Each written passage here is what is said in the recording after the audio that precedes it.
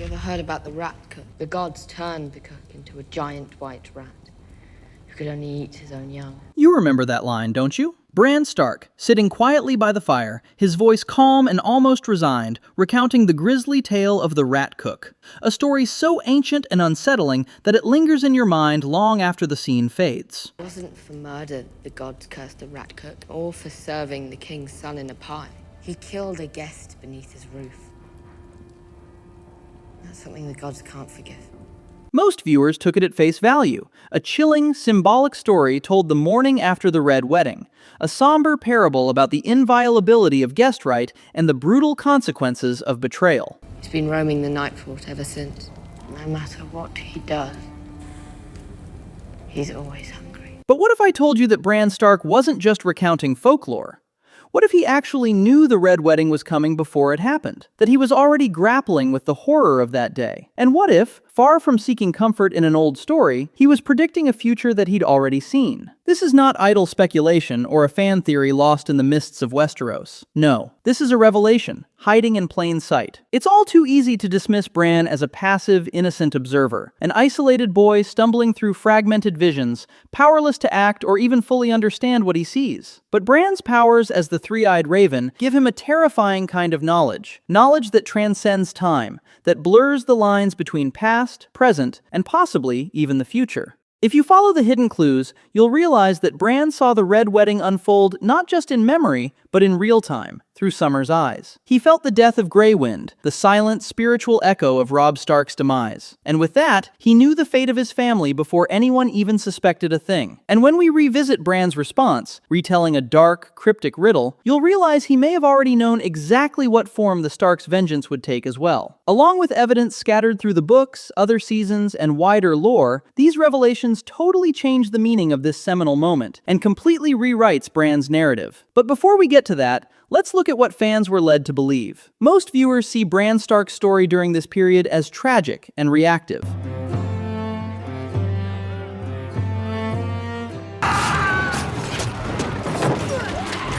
The Red Wedding, as depicted in Season 3, Episode 9, The Reigns of Castamere, is a brutal betrayal, a shock so total that no one, not even the Starks themselves, sees it coming. Robb Stark, his mother Catelyn, and their bannermen are slaughtered mercilessly at the Twins, while Bran is far away at the Wall, struggling with his newly emerging powers.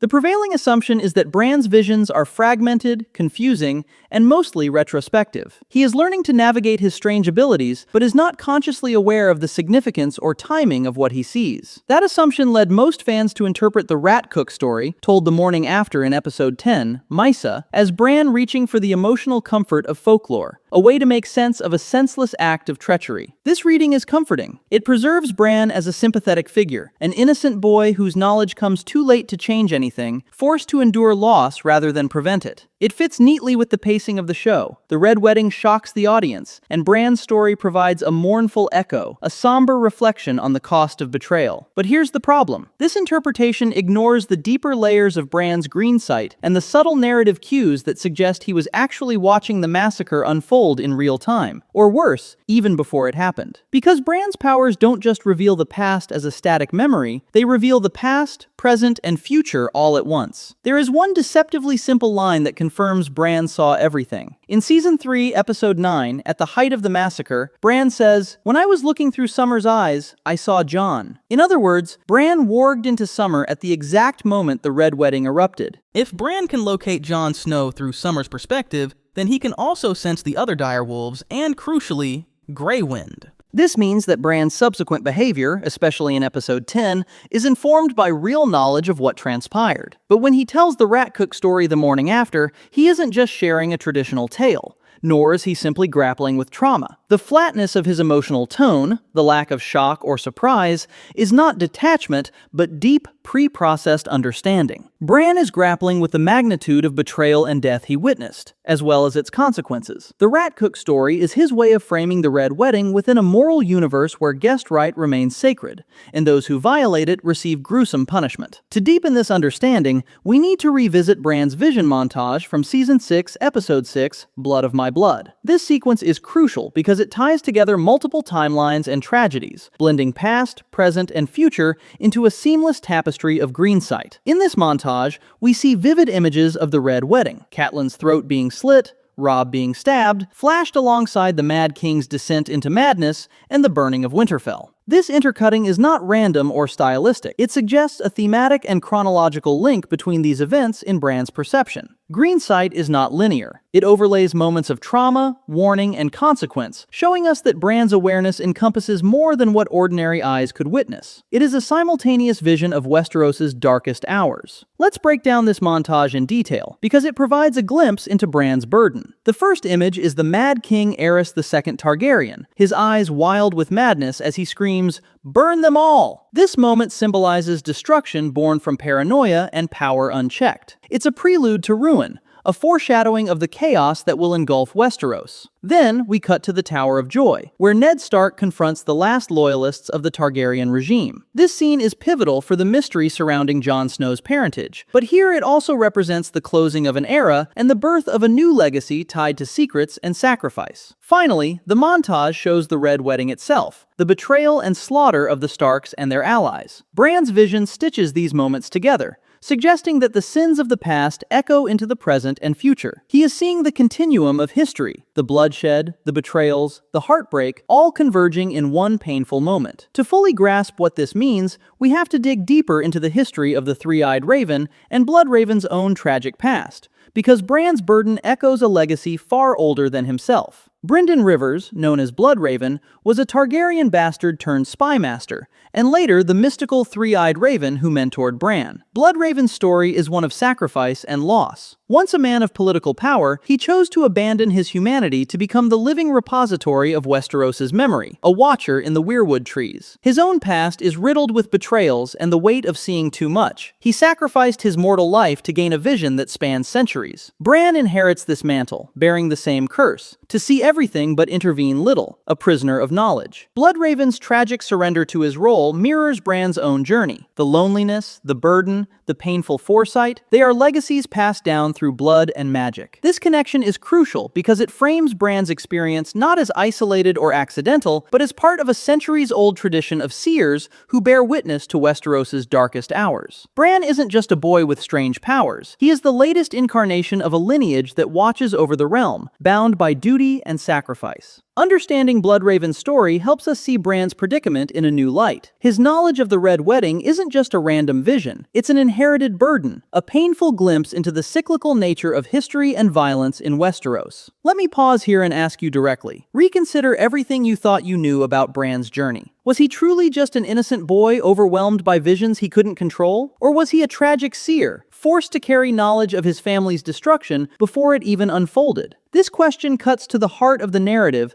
and challenges us to rethink Bran not as a passive victim, but as an active, if powerless, witness to history. Returning to the Season 6, Episode 6 vision montage again, the way the scenes are interwoven is deliberately disorienting to the viewer, but for Bran, it's a coherent tapestry of cause and effect. The Mad King's madness set the stage for the Targaryens' downfall, which led to the power vacuum that ignited the War of the Five Kings, culminating in the Red Wedding. The Tower of Joy represents hidden truths and lost legacies, while the Red Wedding is the brutal execution of political treachery. Together, these images reveal a pattern of cyclical violence and the cost of secrets kept too long. Bran's ability to see these events simultaneously suggests his role as a historian and witness, a living archive of Westeros's darkest moments. This vision montage is not just a narrative device, it's a statement about the nature of time in Bran's world. It is a reminder that for Bran, past, present, and future are layered and inseparable. For Bran, the future comes to him in green dreams, cryptic visions that are laden with symbolism. He sees the sea flooding the walls of Winterfell to represent the Greyjoy invasion, or the shadow of a dragon haunting King's Landing long before Daenerys arrives. These glimpses are fragmented and elusive, far less perfect than the crystalline clarity of his green sight, yet their power lies in their terrifying inevitability. And that is the part almost no one talks about. As Bran recounts the legend of the Rat Cook, his voice is steady, almost detached. That's because the story he tells, of a man who violates the sacred guest rite by baking a prince into a pie and serving him to his own father, is more than just a ghost story. It is a prophecy that predicts the fate of House Frey. Just as the rat cook murdered a guest beneath his roof, Walder Frey slaughtered the Starks after offering them bread and salt. The cook is cursed not for the murder, nor for the cannibalism, but for the betrayal of the host-guest bond, the one sin deemed unforgivable in Westeros. As punishment, the gods transform him into a massive rat who was doomed to eat his own young. In the Season 6 finale, The Winds of Winter, Arya Stark transforms myth into reality. After murdering Walder's sons, Lothar and Black Walder, she carves them up and bakes them into a savory meat pie. In a chilling mirror of the legend, Walder Frey sits alone at his table and unknowingly begins to consume his own kin. When he asks for his sons, Arya delivers the reveal with cold precision. "They're already here, my lord." The rat cook was transformed into a monster doomed to eat his own young. Walder Frey is tricked into eating his own legacy. When Bran tells this story, he is not just recounting a fairy tale. Whether he fully understands the image he is conjuring up or not, it is an assertion of faith in the moral order that has been shattered. Just as the gods enforced a gruesome, poetic punishment for the rat cook, he names the horrific fate that awaits those who betrayed House Stark. After watching his family slaughter through the eyes of summer, after feeling the death of Grey Wind, the lack of shock in Bran's voice is not emotional numbness, but the heavy acceptance of a fate already witnessed, and the grim satisfaction of a revenge that is soon to be served. The silence that follows the story is deafening. It's the space where grief and resignation meet. Bran's silence is not emptiness, but the weight of knowing, the burden of 1,000 unspoken horrors. He is both a witness and a prisoner of his visions, trapped in an endless moment where time collapses and pain endures. Bran's knowledge isolates him, marking him as different, burdened with a secret no one else can share, and visions beyond explaining. This knowledge shapes who he becomes, a figure both distant and deeply connected, burdened with the responsibility of remembering. The tragedy is that while others grieve and rage, Bran must remain the silent witness, carrying the memory of betrayal and death forward into a future he has already lived through. So what do you think? Does Bran's story as the silent witness to the Red Wedding change how you see his journey? Did you catch the significance of that rat cook story the morning after? Was Bran truly just an innocent boy, or was he a tragic seer burdened with knowledge no one else could bear? Let me know in the comments below what other moments you think Bran's green sight might be hiding in plain sight.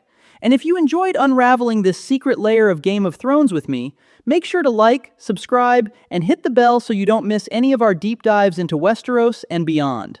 Because with Bran, what you see is never quite the whole story.